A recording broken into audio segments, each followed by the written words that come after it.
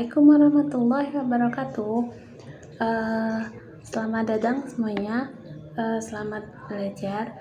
Alhamdulillah, kali ini kita masih dipertemukan dalam pembelajaran bahasa Inggris pertemuan hari ini dengan sehat walafiat. Hari ini kita akan membahas tentang asking and giving opinion.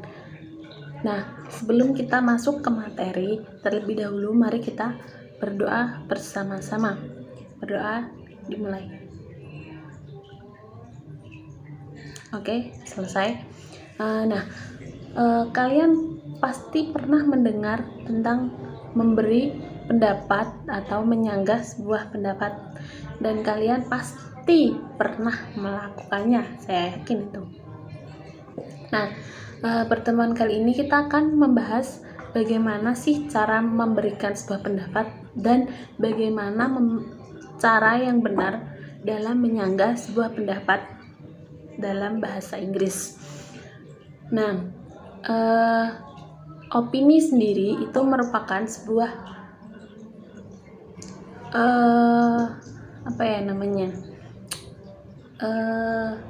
pendapat tentang sesuatu hal yang terjadi atau sanggahan terhadap sesuatu dari diri kita. Misalnya, ada teman kalian berpendapat A, kalian bisa menyetujui pendapat tersebut, namun kalian juga bisa menyanggah pendapat tersebut dengan tanda kutip kalian harus wajib memberi alasannya, mengapa kalian menyetujuinya, mengapa kalian menyanggahnya. Nah, kali ini kita akan membahas tentang expressing, asking and giving opinion. Dalam bahasa Inggris, memberikan dan menyanggah sebuah pendapat itu biasanya menggunakan verb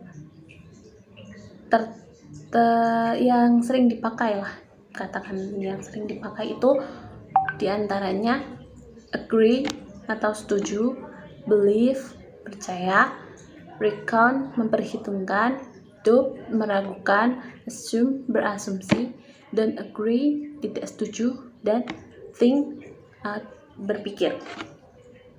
Nah, sekarang kita masuk ke materi. Cara memberikan sebuah pendapat yang baik.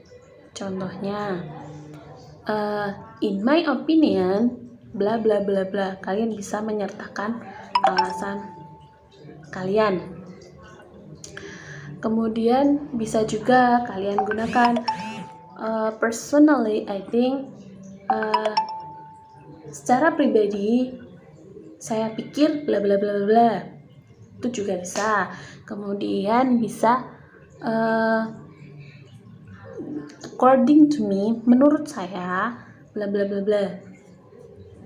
Itu bisa kalian gunakan. Ada banyak sekali expressing, asking and giving opinion dalam bahasa Inggris. Tapi kalian juga bisa memberikan pendapat atau menyanggahnya dengan kalimat kalian sendiri. Ini hanya contoh. Jadi kalian harus membuat opini itu dengan alasan yang jelas. Nah, opini di sini ada menyetujui sebuah hal dan menyanggah sebuah hal. Dalam menyetujui atau agreeing itu contohnya, of course, tentunya, this is absolutely right, itu benar, I couldn't agree more, saya tidak bisa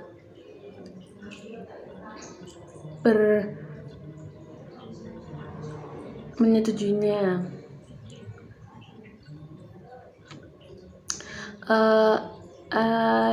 That's a good point. Itu sangat bagus. I think so too. Saya juga berpikir seperti itu. Nah, untuk ekspresi disagreeing itu juga bisa kalian gunakan dengan diawali I'm sorry, I don't agree with you. Maaf, saya tidak sependapat dengan kamu. Atau I'm not sure, I agree with you. Aku tidak yakin aku sependapat dengan kamu. Atau bisa juga I think you are wrong. Aku kira kamu salah. Atau kalian juga bisa gunakan that's not the same thing at all. Semuanya tidak bisa disamakan. Saya punya contoh. Misalkan ada sebuah pendapat mengatakan children below 17 should be given right to drive a motorcycle. Anak-anak sebelum 17 tahun harus diberikan tata cara bagaimana mengendarai motor dengan benar. Nah, contoh agree-nya, I agree with your opinion. Saya setuju dengan pendapat kamu. Nah, dan contoh disagree-nya, kalau kalian ingin menyanggah pendapat tersebut, kalian bisa I don't agree with you. It is forbidden to let children under 17 to drive a motorcycle. Saya tidak setuju dengan kamu. Itu sangat berbahaya ketika kalian membiarkan anak di bawah 17 tahun mengendarai sebuah motor. Nah, di sini dalam sanggahan itu kalian wajib menyertakan apa sih alasan kamu, kenapa sih kamu menyanggah pendapat tersebut, kenapa sih nggak menyetujuinya aja. Kalian harus letakkan alasannya.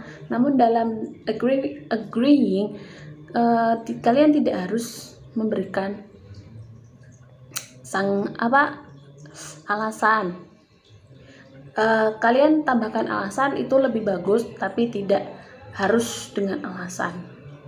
Contoh lain, smoking should be banned in public place. Merokok harusnya dilarang ketika di tempat umum. Contoh expressing agreeing-nya itu I totally agree that smoking should be banned in public place. Saya sangat setuju jika merokok itu dilarang merokok di tempat umum. Contoh disagreeing-nya, I'm sorry but I tend to disagree with you in this. Maaf, saya tidak bisa sependapat dengan kamu dalam masalah ini. Gitu. Nah, itu adalah contoh-contoh asking and giving opinion in English. Nah, saya kira kalian sudah paham dan kalian sudah sering mempraktekkan memberi dan menyanggah pendapat. Saya beri waktu 15 menit dari sekarang untuk membacanya lagi, mempelajarinya lagi, hingga kalian benar-benar mengerti bagaimana cara memberi dan menyanggah sebuah pendapat.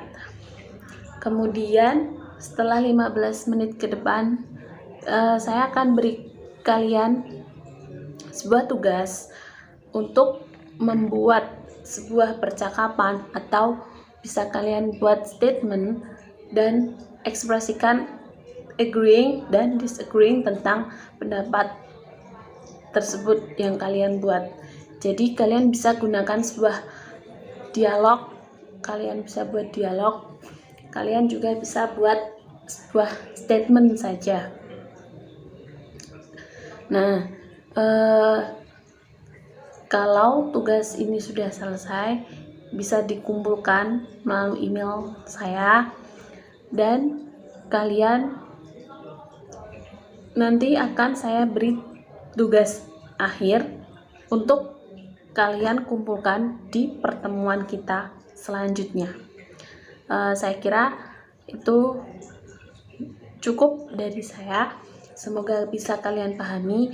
Nanti apabila ada pertanyaan atau hal yang belum kalian pahami betul, bisa kalian tanyakan, atau kalian bisa tanya temannya yang sudah paham,